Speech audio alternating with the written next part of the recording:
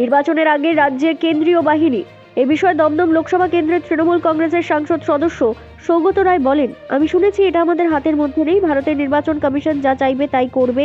নির্বাচন কমিশন কেন্দ্রীয় বাহিনীকে এখানে আনছে যাতে ভোটাররা ভয় পায়, টিএমসি কর্মীরা ভয় পায়। এসব করে কিছুই হবে না, তৃণমূল কংগ্রেস জিতবে। কেজরিওয়ালকে দিল্লি আদালতের ক্লিন চিট। সৌগত রায় বলেন, আমি শুনেছি দিল্লি ইস্যুতে আমাদের কি মন্তব্য করার আছে?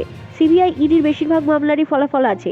তারা জনগণকে হয়রানি করার জন্যই কাজগুলো করে, তারপর ধীরে ধীরে মামলাগুলো ফেলে দেয়। सही के कारण जो मॉडरेट हुआ है, मुख्यमंत्री जो बोले हैं वही तो अंतिम बात है।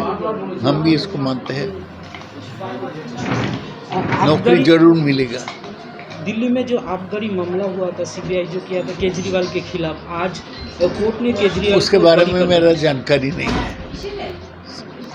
केजरीवाल को लेके हम कैसे बोलेंगे, लेकिन सीबीआई का कोई भी मामला का फैसला नहीं होता है।